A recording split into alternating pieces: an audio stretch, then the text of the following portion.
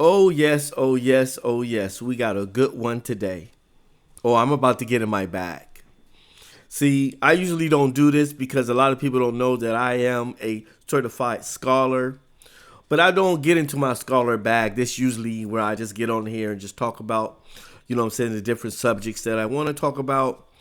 But today I'm going to give you the other me. You know what I'm saying? I'm going to give you the other guy. And that's the guy that's going to break things down to you in a more sophisticated way.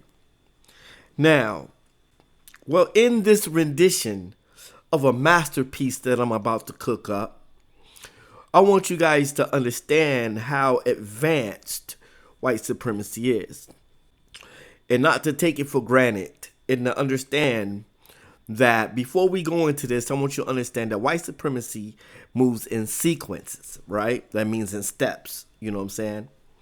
So they set up one thing to set up one thing to set up one thing in order to get to a certain goal. So there's always sequences that come. It doesn't come all at one time. It comes in sequences. So let that sink in your mind that white supremacy moves in steps, in sequences. Now, let's get to the bread and the butter of the conversation. Now, before I do this, I just want to let you guys know that what I'm trying to prove to you is that women can be used as a weapon of war. And you would say, well, how do we know this? We know this because in the Vietnam War, using this as an example, in the Vietnam War, you know what I'm saying, women were used as weapons. And if you watch any of the Vietnam movies, you will understand that the Vietnamese would send in these Vietnamese girls, these beautiful young women, you know what I'm saying, as a distraction for the American troops. And this is how they was able to execute some of their secret attacks against American troops during the Vietnam War. And I might even go far enough to say that they probably played a very important part on the reason why they won that war. You know what I'm saying? Because they were smart enough to use their women as a weapon of war. Now, we all know that the troops did not know that they was using these women, so they was caught off guard. Only thing they know is they were sitting inside the camp, and out of the bushes came this beautiful, half-naked, young, beautiful Vietnamese girl. They didn't know that they was actually being set up. So now that I created the premises of what this video is going to be about, it's going to be about how women can be used as weapons of war. And I'm going to prove to you that the United States did the same thing to us. So America had a problem, and a big problem at that. And that problem is called the Civil Rights Movement.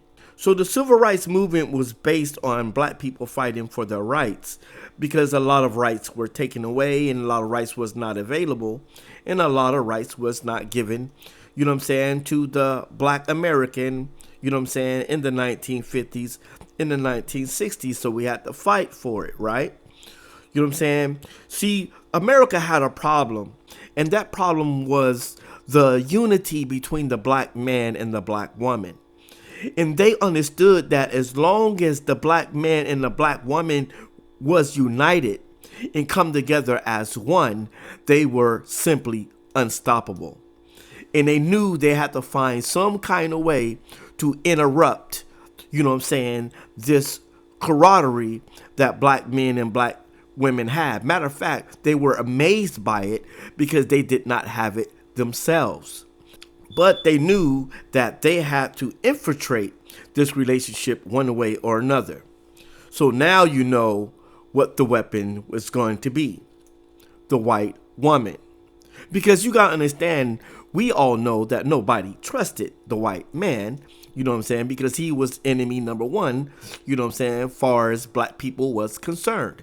He was the master. He was the one that was cracking the whip. He was the one that had all the power. He was the one that had all of the control. So therefore, he was enemy number one. You know what I'm saying? So he knew, he said, we can't go in there because they will never trust us. So what we're going to do, we're going to send in who? Our women. Oh, you better stay with me, family. This is going to be good. So they said to themselves, we have to find a way to break up this momentum, you know what I'm saying, of the civil rights movement. And not only that, we need to create a division between the black man and the black woman. You know what I'm saying? So you already know how they was going to do that, as I illustrated to you in the beginning of the video, that women are used as weapons of war. Now, once they sent in the white woman, she had one mission, and that was to gain the trust of the black woman. You know what I'm saying? He knew that they had something in common. What did they have in common? A gender. You know what I'm saying? So that's why y'all better stop playing with me. So that's why they sent in the woman, because the woman was a woman also. So they had something in common. I'm a woman, you a woman. You know what I'm saying? They all knew that this would be the beginning of what I call the power of gender. You know what I'm saying? So the white woman used the power of gender in order to defriend the black woman. But before I go into this pure masterpiece of a breakdown of white supremacy in its connection with the feminist movement, you know what I'm saying, I want to first let you know that they have fingerprints. You know what I'm saying? The fingerprints of the white man that you thought had nothing to do with it. See, in our delusion, we believe that the white woman really had this real, you know what I'm saying, disdain for white men. It was nothing but a lie. It was nothing but a setup. You know what I'm saying? I'm sorry, but they lied to you, black women, and they lied to everybody. There was never a rift between the white male and the white woman.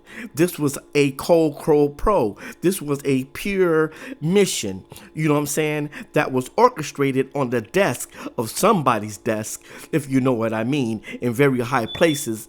So we all know that this thing that we see today called feminism was not only created by white women. How do we know this? Well, here you go right here. The Men's Political Union for Women's Enfranchisement was established in 1910 by Victor Duval as a militant male counterpart to the WSPU. The society was formed owing to a growing sense that it was government indifference rather than popular opposition that was holding back women's suffrage.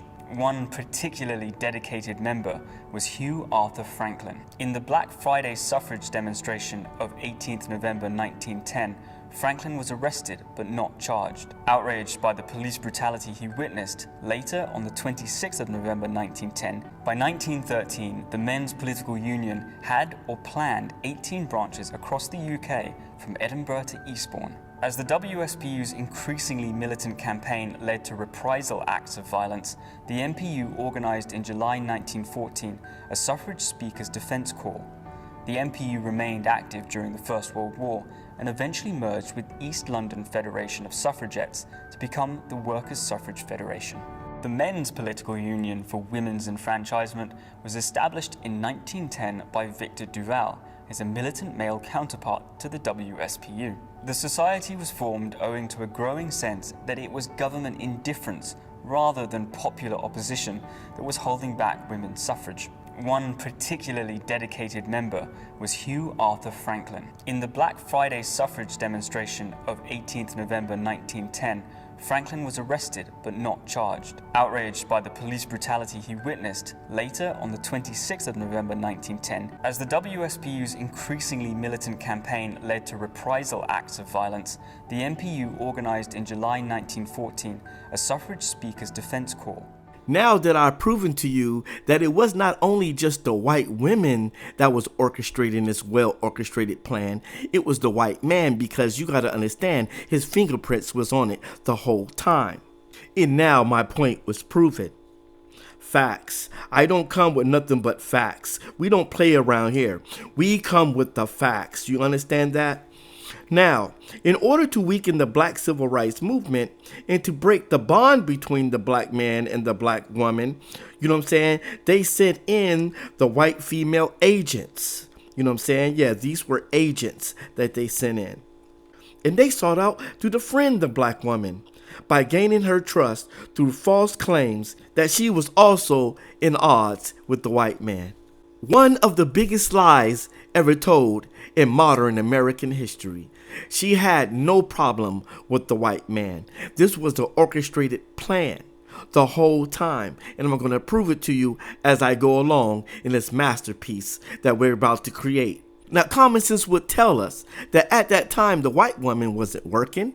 She didn't have a lot of money. So we knew back in those days that the white woman couldn't fund her events because she didn't have a job. She was a stay-at-home mom. So tell me, how was they able to put on all of these big events if they didn't have no income? You know why? Because the white man was funding it. He was the one giving them the funds. How was they able to fund themselves if women wasn't able to work, vote, and all those other things back in those days? The majority of white women worked at home, you know what I'm saying, as wives. You know what I'm saying? So we all know exactly who was funding all of those big events. It was the white man. And now, family, that we know who was funding these events, Operation Separation was in full effect. And now that she had the black woman's trust, then came the operation of manipulation. Create a rift between the black man and the black woman by using a gender as a form of separation. By convincing the black woman that she is different than the black man because she is a woman. Now, for all you slow people, you got to understand you cannot get the word woman without the word man. Okay? W-O-M-A-N spells man. Woman. Okay? I just want to throw that in there for you slow people. So once she was able to defriend the black woman and gain her trust, the second step of the operation came into full effect. But remember what I told you, family. White supremacy moves in sequences, and they move in steps. This is step 2. Step 1 was to get in and to defriend the black woman. Now here comes step 2. Now let's talk about step 2, abortions. Before the introduction of the abortion procedure, black women gave birth to every baby they had. Until the introduction of the secret feminist white female agents. They got into the black woman's ear and they start telling her, why do you want to hold on to these babies? You already have 2. 3 will be just too much.